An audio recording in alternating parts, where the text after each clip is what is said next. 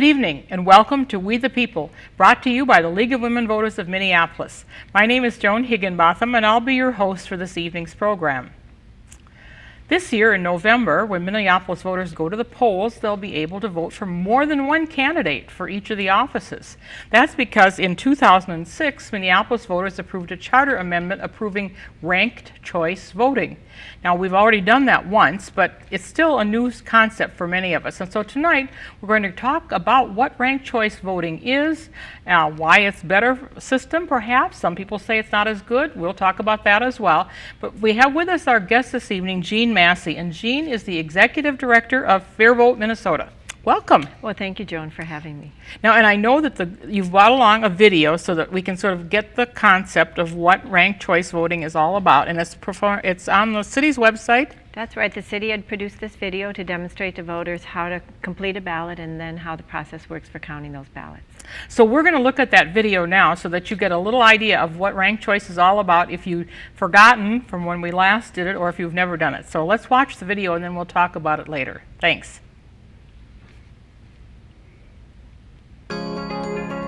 It's an election year in Minneapolis. You'll be voting on several municipal races this November, including mayor and city council. In most elections, you only vote for one candidate for the job. But in Minneapolis this year, you can rank up to 3 candidates for each office. It's called ranked choice voting. Here's how it works. When you get your ballot, all of the candidates will be listed in 3 columns. Make your first choice vote in column 1 by filling in the bubble of the candidate you'd most like to win. Vote for your second choice in column 2 and make your third choice in column 3. That's all there is to it. Now, let's see how the votes are counted. Let's say there are 4 candidates running for mayor: Kim, Bob, Tom, and Ella. Once the polls close, we count all the first choice votes first. To be elected mayor, a candidate needs more than half the votes. In this example, Kim has more than half of the votes, so she is declared the winner. However, if no candidate gets more than half the votes, we start eliminating candidates and transferring votes. In this example, Bob is the candidate with the smallest number of first choice votes, so he's cut. We use the second choice votes on Bob's ballots and redistribute his votes to the remaining candidates. If these redistributed ballots give one of the remaining candidates more than half of the total votes, that candidate is declared the winner. If not, the next lowest candidate, Ella, is eliminated. Her votes are redistributed based on the next choice on the ballot. Some of Ella's votes went to Bob, who was already eliminated, so those new votes for Bob are redistributed to the third choice candidate. We are now down to 2 candidates, and Tom clearly has more than half of the votes. That makes him the winner. That's how ranked choice voting works. For more information on ranked choice voting, go to vote.minneapolismn.gov. Well, I hope that helped you to understand better what ranked choice is all about. Now, Jeanne has also brought some little props with her tonight, so we're going to use those so that we can sort of refresh your mind if you didn't quite get it from the video. And you can also go to the city's website and see that video again if you need to refresh it before November. So, Jeanne, you've got a ballot here. Or sort of a ballot. I do. It is an example of the city's ballot where you have the opportunity as a voter to rank up to 3 choices. You mark a first choice, a second choice, and a third choice. And I'll just demonstrate again how that works. It's instructive for the voter to understand exactly how that works in the columns. So Mark, you get to vote for 3 different candidates. I have up to 3 choices, and the reason that I want to mark my 3 preferences, and I do have 3 in this race. Okay. So you can see, and I marked 1 candidate in each column. My first choice is Regent Apple. My second choice is Honeycrisp Apple. And my third choice is Fireside Apple. And the reason I want to rank is because I do have a first preference. My favorite candidate is Regent, but in case Regent is too weak to make it through round 1, I want to have a backup choice to come into play in the second round of counting. And if that candidate is too weak to move forward, then I've got a third choice that can continue to count. So as a voter, it's important to understand that when you rank, you have the opportunity to mark those additional choices, knowing that those choices will only count if your first choice is defeated early in the race. And the rounds of counting continue until one candidate garners 50% or more of the vote. Now that candidate obviously didn't start out with 50% of the vote, or it would have, if it's a two-person race, they would have won already. That's right. So the whole goal of ranked choice voting is to make sure that you have winners in a single seat race receive a majority of the vote. And the importance of a majority of the vote is to ensure that candidates have that mandate of a majority and reach beyond their base in order to secure the support of a broad majority. So it's a majority, and it may be a weak second choice for you, but still it's somebody that you didn't despise. Right, and think about how the system worked before. What ranked choice voting did in Minneapolis, you were correct, it was adopted in 2006 by a margin of 2-1 by the voters. It replaced in a local election a nonpartisan primary, essentially a top two primary. So under the old system, all the candidates in the primary would be on the ballot, could be 20, some have been on the ballot before in the primary, and that winnows the field to two candidates. And then those two advance to the general election ballot. So if in the old system you voted in the primary and your candidate was defeated in the primary, you'd go to the general election and vote for your second choice. And or your third choice, or another choice. Or another choice. So essentially what you're doing is, by ranking, is marking your additional choices. Ranked choice voting consolidates two elections into one. It rolls the primary into the general election. And therefore, you're really voting for two elections in one. But you know, I think that I understand what you're saying, but we've got 35 people. I would love it if somebody would narrow it down to 18 or 12 or 6 or something like that, because it just seems impossible to go to the polls and have 35 candidates. Couldn't you still have a primary where you did it in 2 steps and you maybe ended up with, like, say 4 or 6 candidates that you had for the final? Sure, that would be a possible system. The challenge with having a primary election at all is really twofold. One, it costs a lot of money to hold the primary and to run for primary as a candidate. And more importantly, the turnout is so low in a primary. So you have a very, very small number of voters making that choice for the rest of the voters. But maybe if they had a ranked choice system for the primary, they would have more people turn out. Well, what drives turnout is really 2 things. One, competitive elections. But that usually takes place in the general election. What we know across the country and over time is that primaries plummet in turnout. And in fact, there were 4 municipalities this very year in Hennepin County that did hold primaries, and turnout was as low as less than 3%, 2-point-some%. Would they, because they were in greater Hennepin County, so they could do that? That's, well, right, they don't use ranked choice voting. Right. So the cities that have odd year elections and have primaries Right. in those odd year elections are St. Louis Park, Bloomington, Minnetonka, and the Maplewood, I believe. But you know, I think the other thing about it is, you said, well, it costs more money. Well, obviously it costs more money for the primary, but I'm thinking about the candidates. Now, 35 people, I'm sure not all of them are probably serious candidates, but they're all going to have to campaign all through the month of October and September and August, whereas if we had a primary, they'd get washed out right away and they could save their money. Sure, but I think most of the candidates on the ballot want to be on the ballot through November. Now let's dissect that a little bit, because I think the number of 35 is a number higher than what we're used to seeing, but that's because of a couple of things. We're not seeing those kinds of numbers in the council races. This is the first open mayor's race in 2 decades. Right. That's the primary reason we're seeing that kind of interest in this election. But importantly as well, the city has not updated its filing requirements for decades. So you can, for $20, get your name on the ballot and run in a mayor's race. It costs almost $500 to put your name on the ballot running for student council at the University of Minnesota. You mean there's a filing fee there too, or? Well, there's there's a filing fee, but I think what we would recommend Fair Vote Minnesota is that candidates who want to tell voters that they're able to mount a campaign and run and capture their vote is to collect petition signatures. So there would be a minimum number of So it wouldn't be money, it would be names. It would Sure. be, it would be shoe leather rather than money. It would be our preference, because that would demonstrate your ability, with or without money, to actually mount a campaign. So we have a lot of candidates in the race who are unlikely to be able to mount a campaign, and I think the initial finance reports show that.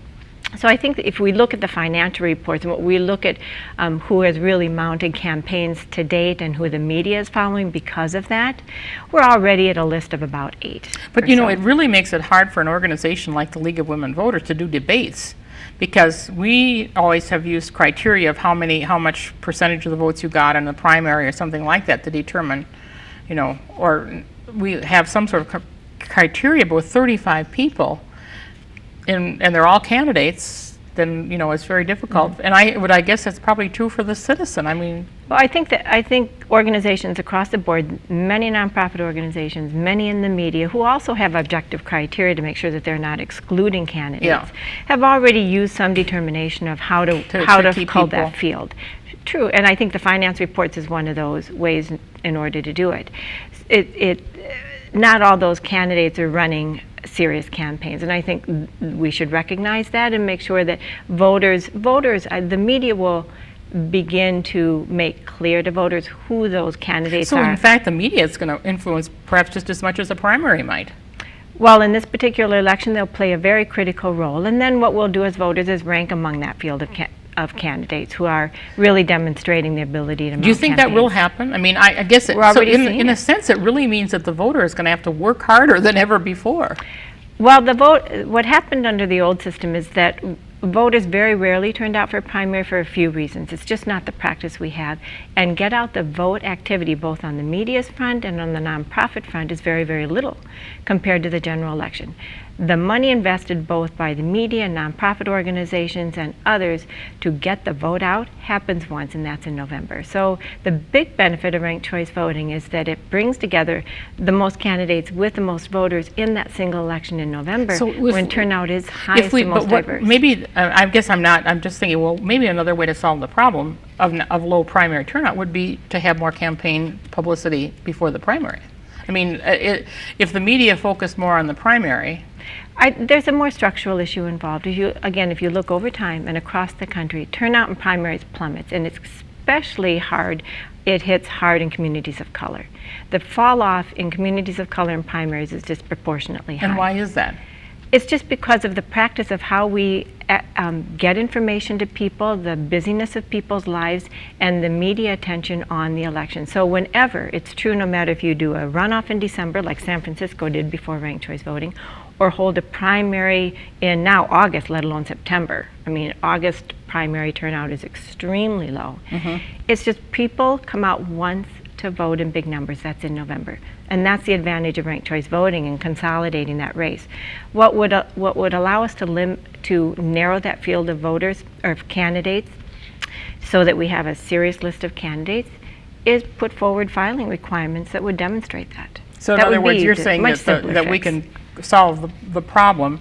Of course, if we solve that problem of making it more serious, we might have fewer people running. The primary might generate more interest if people had already signed on as a supporter of a particular candidate. I mean, part of the thing is we don't give much publicity. As you said, there's not much publicity. So I guess it's it's not only that people don't vote, it's that there's nobody urging them to vote in August the way they would be in November. That's right. And what candidates quickly know is that they need to make it through that narrow field of primary voters. Yeah. Well, now the other thing that I've heard, and I don't know that there's any validity to this, is that in poorer communities or communities of color, it's just too complicated, and people just say, it's hard enough for me to vote because I have to take time off from work, blah, blah, blah, so I'm just not going to vote because it's too complicated. The good news is that the facts are really show differently. What we've seen, not just in Minneapolis, but across the country through post-election surveys where ranked choice voting is implemented and used, is that communities of color understand ranked choice voting as well as anybody else. And in fact, voter understanding of ranked choice voting is high. So in Minneapolis in 2009, the poll was taken by St. Cloud State University. It was commissioned by the city of Minneapolis, an independent poll. It showed that 95% of voters overall said that was easy. 97% of communities of color said that was easy. What we know is that if people are educated, they can do it. What we need to make sure we do is reach voters to instruct people how to do it. So it's not confusing. We just need to make sure people are reached and that they know there's been a change in the system. Now, it's going to be a little different this year. It's going to cost us more this year because we have new equipment, right? Right, but the city was going to do that in any case. In fact, it was a Hennepin County-wide replacement. The voting equipment is purchased by the counties, not cities. This is true across the state of Minnesota. And that machinery has become obsolete. In fact, they had wanted to replace it even earlier. They want to make sure that machines don't malfunction in any election. So the older it gets, that risk increases. So the time has come for the city to replace equipment in any case.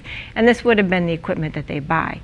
And in fact, the equipment, while being one step further able to help us tally a ranked choice voting election, it doesn't have the full capability. So the vote counting will be much faster this year because the city will avoid doing a hand count. The machines will scan the ballots just like they always have, and in fact the machines will be able to tell you if you overvote on the ballot and give you another chance to complete that ballot, correct that kind of error you make. So the machines will scan the ballots, and then the machines will be able to create a database of the rankings that will be exported for tabulation by the city. So the next day and the day after that. Now, how long is it going to take us to find out which of the 35 is our new mayor?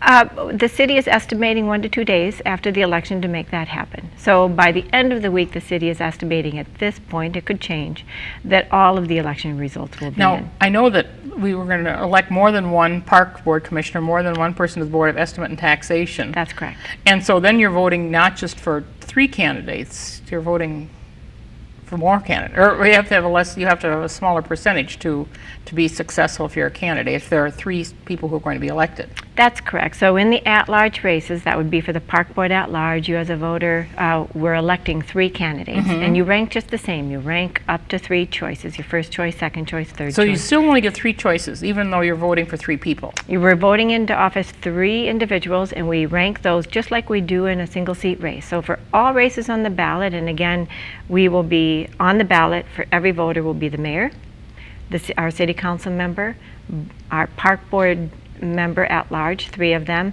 a park district member, Board of Estimate and Taxation, and 2 ballot questions on 1 ballot paper. Yes. Well, obviously there's only going to that. be 1 vote on the ballot questions. Yes. Yes or no? Now you've got some little examples of what not to do. Right. Which I think gets that's to some of the helpful to show. questions that I have here too. And the first one you've got, don't overvote. So you can only vote for 1 in each column. So only 1 person can be your first choice? That's correct. So and that's true today. Under the current system, if you mark more than 1 candidate in the first column, which is the only column in a traditional election, the machine tells you committed an error and you have a chance to redo your ballot. So in other words, what this person could have done is they could have marked that same person probably in the next column. You mean the first choice again? Yeah. So that's another error that will not invalidate your ballot. It will just mean that you have that 1 choice counting all the way through, which it would do by marking that candidate so this just person once. voted, I so much want John Doe to win that I'm going to vote for him 3 times. Right. I love my first choice. I'm going to show everybody how much I love John. In this case, that would be Harrelson. So I vote for Harrelson 3 times. But as a voter, you know you only have to mark your first choice once. And it will spit the ballot out and let you try again? No, because it doesn't recognize it as an error. It just means you only like 1 candidate and didn't have additional preferences. Okay, so but if you voted for 2 in the first column, then it would spit it out because you can only vote for 1 in a column? Right, if you overvote, it will spit it out Yeah. because that means we don't know who your first preference is. But in this case, we do know who your first preference is. But I'll use this as an opportunity again to emphasize to voters that it's really to your advantage to use up all your rankings. It can't hurt you to do that, and just in case your favorite candidate is too weak to move forward, then you've got those backup choices. Now, the other thing is that somebody had asked about bullet voting.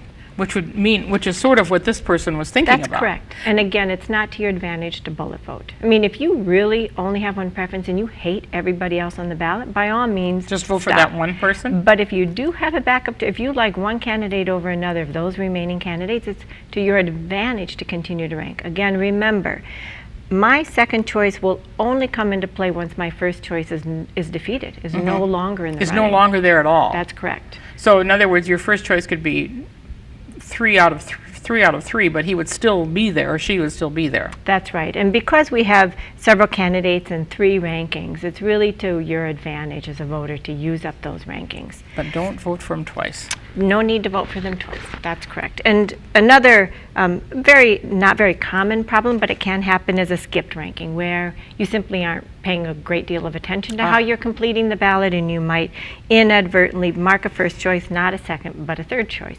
And when that happens, the election officials know to count your third choice as your second choice. In other words, you marked a second preference, just not in the right spot. And the voting machine identifies it that way. That's correct. That's correct.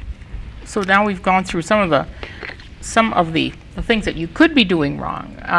And now you have training also so that people can go to some sort of seminar or something and learn how to do this. Is this correct? That's correct. And we're working in close partnership with the city of Minneapolis to do voter education across the city. And in fact, the city starting next week has several mock elections lined up where a voter can actually go in, mark on the real ballot, put that into the actual scanner, and the city will be tabulating those results. I believe that those begin on September 9th and run through September 16th, and those dates are on the city's website. I encourage everybody to go. I think there's one in each quadrant of the city, so easily accessible.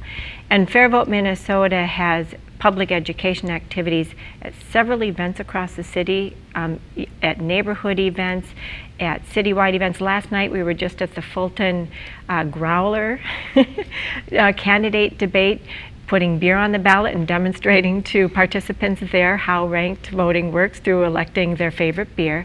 So really, in any context, we encourage people to practice ranking by putting something on the ballot. We're hosting a whole series of house parties between now and November 5th. And we're also doing a lot of phone banking and door knocking and providing education in almost any arena people feel that they can. Will there be a city do a mail or two? Now you showed me this little handy dandy how to count RC votes.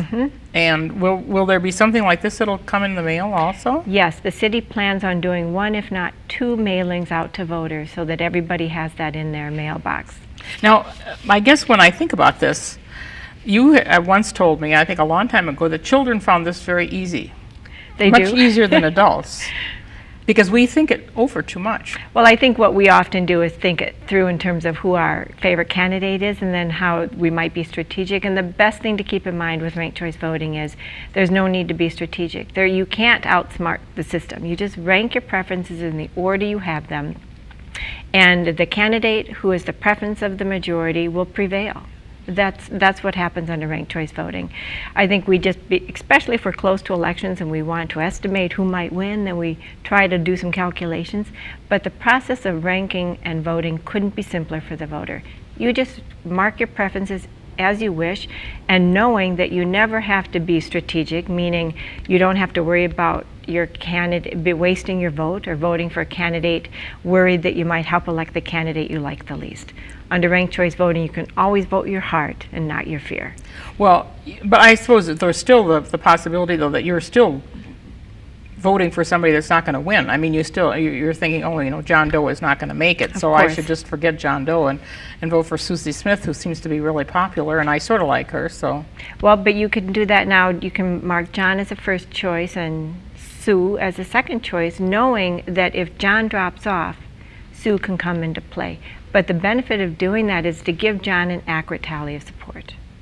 Under the old system, we'd worry that, gee, if I really voted for my favorite candidate, I might help elect the candidate I like the least. Or it's going to be a wasted vote because he can't win. But ranked choice voting eliminates that kind of strategic thinking. Now, we've gone with 3 even though we have 35 in the mayoral candidate. Is 3 the magic number, or could we have had 2 or 4 or 6 or? No, 3 is not a magic number. And in fact, I think the city gave consideration to expanding the number of rankings this year due to the timing of getting the new equipment. There just wasn't sufficient time to redesign the ballot and fully test that this year. So they didn't accommodate that. St. Paul has up to 6 rankings. And across the country, several cities have more than 3 rankings. It began as a limitation of the machines. What we wanted to do back in 2009 was use the old machines that could only read 3 columns. So we created a ballot to allow the machines to do that. But we really should provide for more rankings. Many places have as many rankings as there are candidates. Oh, really? We know that's not necessary. You have to have a huge machine to... Well, what we know through our own research is that providing up to 6 rankings is typically sufficient, and beyond that, voters simply the drop-off in ranking. Well, tell me happens. this, if it's such a great system, why haven't more cities adopted it? Well, because there's always a lot of activity involved in changing the way we vote. It requires a big conversation, it requires a public education campaign, and a vote by the citizenry, usually. So it takes that kind of effort to do that. It doesn't just happen. Usually you have to change a law to make that happen. Well, but at a local still, level, I mean, or if it's this city popular, level. you would think there'd be people out there saying, oh gosh, you've got to do this. They've taken it on. Now, how many cities are doing it besides Minneapolis? There are several. So in the Bay Area, from San Francisco to Oakland to Berkeley, there are several. Portland, Maine, some cities out on the East Coast, Hendersonville. But not Chicago, not New York? No, not yet, but there's a great deal of interest. In fact, there was a very serious conversation in New York City because they have a big concern this year about the tightness and timing between the primary and the general election and the ability to do those 2 elections that close together. So there was serious discussion. Again, you can't just easily change. It takes some administration changes in getting the ballot redesigned and the equipment in place in order to do that kind of change. Because we passed this ordinance, or this charter change in 2006, and it's now 2013. Now we have the new equipment. And keep in mind that Minneapolis only has elections every 4 years, so we don't have every 2 years to demonstrate its use again. St. Paul does. So we have seen they adopted ranked choice voting in 2009. They used it in 2011 in a competitive council race. And in St. Paul, they have it in Ward 1 where Councilmember Melvin Carter had retired.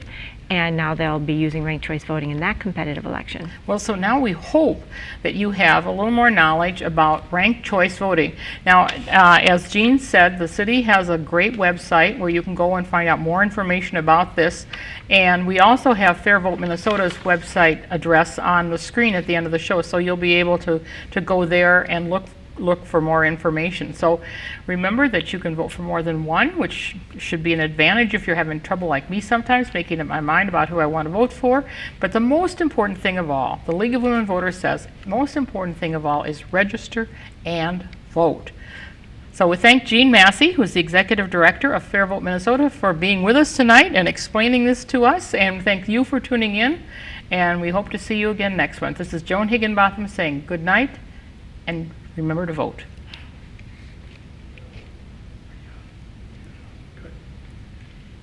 Good show. Way too fast. Had lots more to say. Thanks, Joni.